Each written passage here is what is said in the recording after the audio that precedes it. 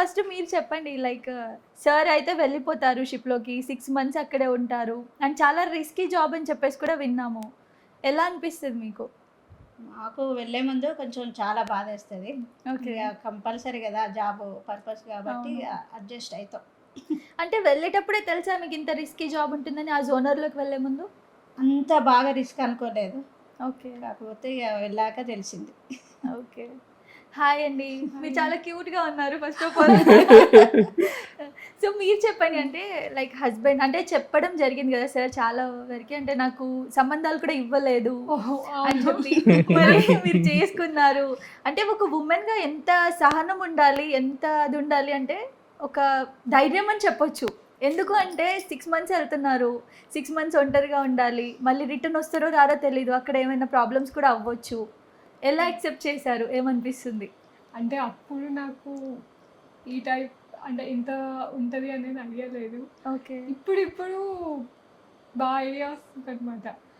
And మొన్న last time ship దిగడానికి కూడా కంపెనీ వాళ్ళతో నేను కాల్ చేసి నేను ఫైట్ చేస్తే అప్పుడు దిగి ఇంటికొచ్చారు. ఓకే. ఓకే. అంటే భయమేస్తదా ఎప్పుడైనా మీకు? అంటే ఎప్పుడన్నా అంటే రెగ్యులర్‌గా కాంటాక్ట్‌లో ఉంటారనమాట. కాల్స్ లేకపోయినా కనీసం వాట్సాప్ మెసేజెస్ అట్లా వస్తాయి.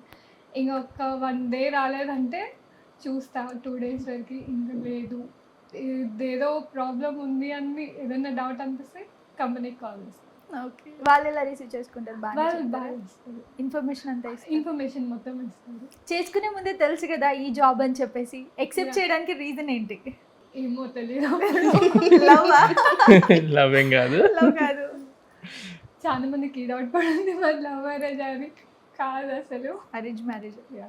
అంటే అంటే అదే అంటున్నాను. తెలుసు కదా ఈ జాబ్ 6 మంత్స్ నాతో ఉండరు అని చెప్పి.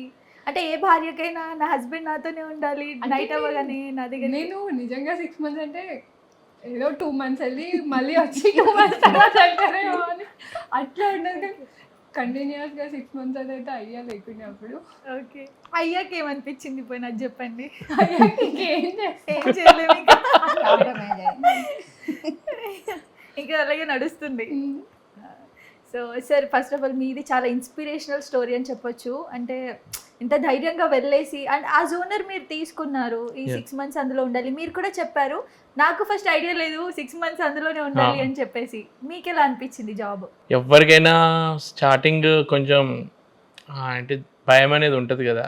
నేను నా ఇంజనీరింగ్ మొత్తం ఇక్కడే ఇంట్లో ఉండే ఇట్లా కొందరు హాస్టల్లో ఇంటర్ నుంచి వెళ్ళి అలా జాయిన్ అయిన వాళ్ళు ఉంటారు కదా. నాది అది కూడా కాదనమాట. మొత్తం ఇంట్లోనే ఆధారపడినా అనమాట. సో ఒకేసారి ఫస్ట్ టైం షిప్ ఎక్కిన రోజే కొంచెం షాక్ లాగా అనిపించింది. ఎవరికైనా ఇక్కడ ల్యాండ్ మీద మనిషి బతకాలంటే ల్యాండ్ మీద బతకాలి అన్నది ఒక కాన్సెప్ట్ తోటి ఆ దేవుడు మనల్ని క్రియేట్ చేశాడు. మనం ఇప్పుడు ఇదంతా బిజినెస్ పర్పస్లో ట్రేడింగ్ అని చెప్పి షిప్లు కన్స్ట్రక్షన్ చేసి ట్రాన్స్పోర్ట్ చేస్తున్నాం. ఆ షిప్లో మళ్ళీ మేము అలానే వెళ్ళాలి అని అంటే ఫస్ట్ ఎక్కినప్పుడే ఇలా చిన్న బోట్ నుంచి వెళ్ళి పెద్ద బోట్ షిప్ ఎక్కాలన్నమాట. ఏదో పెద్ద కొండని చూస్తున్న ఫీలింగ్. షిప్ అంటే ఏదో నార్మల్గా ఉంటుంది అన్న ఫీలింగ్లో ఉండేది. ఇంత పెద్దది ఉంటుంది అని చెప్పి అది ఎక్కిన తర్వాత ఆ మామూలు షిప్ అయితే ఓకే, ఫుడ్ గ్రెయిన్స్ కోల్ అట్లాంటివి తీసుకెళ్తుంది. మాదేంటంటే డీజిల్ పెట్రోల్ క్రూడ్ ఆయిల్. మనం ఏదైనా పెట్రోల్ బంక్కి వెళ్తేనే ఏదో ఒక డౌట్ లాగా ఒక భయం అనేది ఉంటుంది. అంటే ట్రైన్ పెట్రోల్ క్యారీ చేస్తూ ఆయిల్ ట్యాంకర్స్ వెళ్తాయి కదా, అవి చూసినా కానీ కొంచెం దూరం నుంచి వెళ్ళడానికి ట్రై చేస్తాం. మేము 6 మంత్స్ అదే షిప్లో వెళ్ళాలి.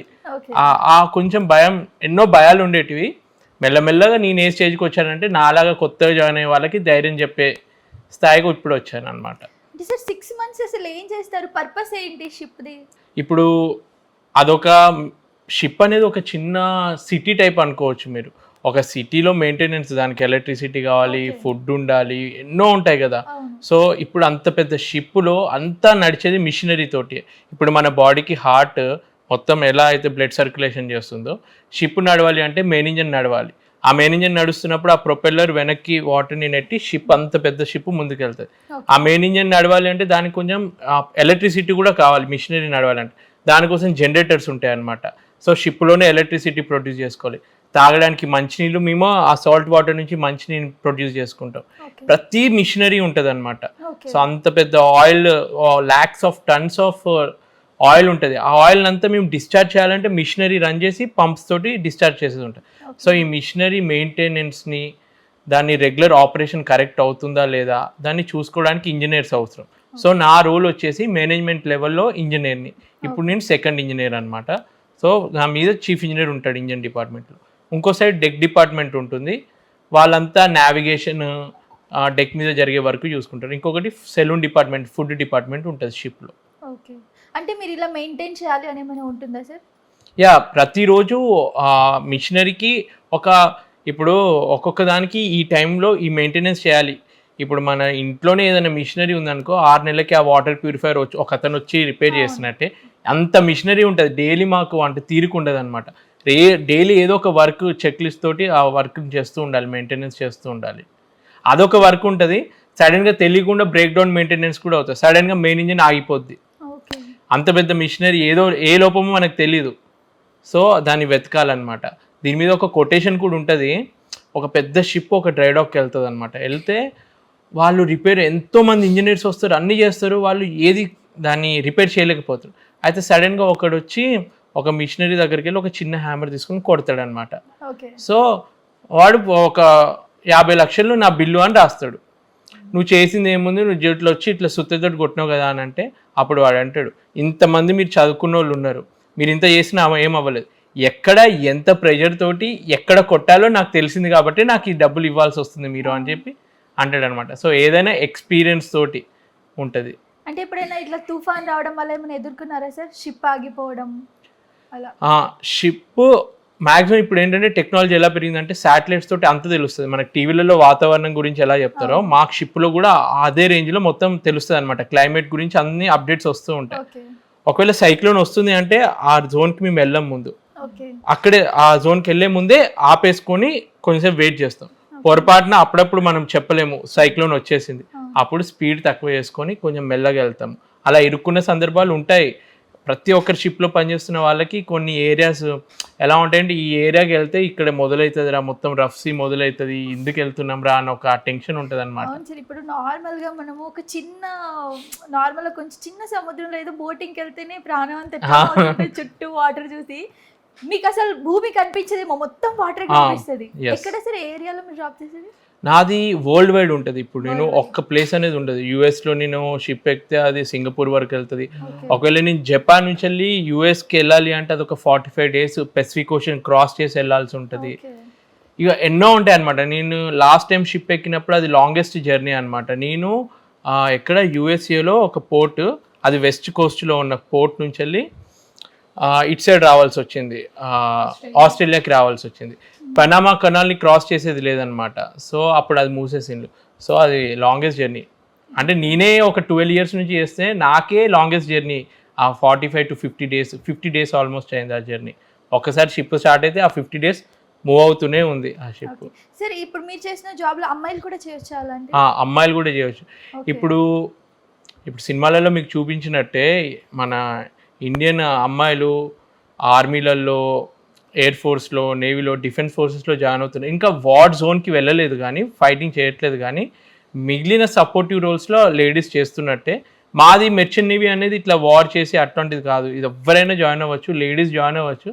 కానీ మన ఇండియన్ సైకాలజీ ఎలా ఉంటుందంటే, నువ్వు ఆడపిల్లవి, అంత షిప్పులో అసలు మనుషులే ఎంతో కొంతమంది ఉంటారు, నేను అట్లా ఎలా పంపగలగాలి అని ఫస్ట్ ఒక డౌట్ వస్తుంది. ఒకప్పుడు ఇంట్లో ఆడవాళ్ళు బయటికి వెళ్ళేటోళ్ళే కాదు, ఇప్పుడు అన్ని పనులు చేస్తున్నట్టు ఇక్కడ కూడా చాలా మార్పు వస్తుంది. షిప్పింగ్ కార్పొరేషన్ ఆఫ్ ఇండియా అని చెప్పి మన గవర్నమెంట్ షిప్పింగ్ కంపెనీ, వాళ్ళు మినిమం ఇంతమంది షిప్లో వెళ్ళాలి అని చెప్పి మెల్లమెల్లగా స్టార్ట్ చేశారనమాట ఇండియాలో. వాళ్ళు ఏ స్టేజ్కి వెళ్ళారంటే ఒక షిప్ మొత్తం ఆడవాళ్ళతో నడిపించే స్థాయికి అందరినీ అందులో జాయిన్ చేసుకున్నారనమాట. సో మెల్లమెల్లగా మన ఇండియన్స్ కూడా ఎక్కువ జాయిన్ అవుతే వాళ్ళకి బెటర్ ఆపర్చునిటీ. ఎప్పుడు వెళ్ళబోతున్నారు మళ్ళీ నెక్స్ట్? నేనా, ఈమె ఎప్పుడు నన్ను వెళ్ళిపో అని చెప్పి టార్చర్ పెడుతుంది, అప్పుడు వెళ్ళిపోతా.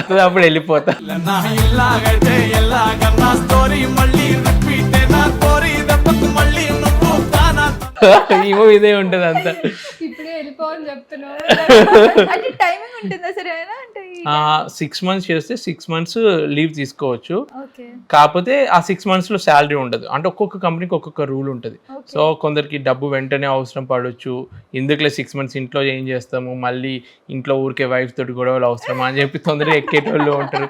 నేను కొందరిని ఎలా చూస్తానంటే, వాళ్ళు షిప్లో హ్యాపీగా ఉండి ఇంట్లో ఇంట్లో నుంచి తప్పించుకుని షిప్లో హ్యాపీగా బతికేటోళ్ళు కొందరు ఉంటారు, కొందరేమో షిప్ నుంచి ఎంత తొందరగా దిగితే ఇంటికి వెళ్దామా అన్నట్టు కొందరు ఉంటారు.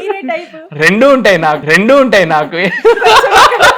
ఇక్కడ ఎక్కువ రోజులు ఉన్నప్పుడు అబ్బా షిప్కి వెళ్తే బాగుండు అనిపిస్తుంది, అక్కడ ఎక్కువ రోజులు ఉన్నప్పుడు ఇంటికి వస్తే బాగుండు కానీ అనిపిస్తుంది. సరే ఇప్పుడు మీరు చెప్పిన మాట అసలు వర్తించదు, పాపం తనని చూస్తే అసలు నోట్లో నుంచి అసలు చాలా మంది ఇట్లనే అనుకుంటారు కానీ అలా ఉండరు. అసలు గొడవ పడతారా అనిపిస్తుంది. పడతారా? సబ్స్క్రైబ్ చేయండి. Please do subscribe to Please like, share and subscribe to top Telugu TV. Top Telugu TV. Top Telugu TV.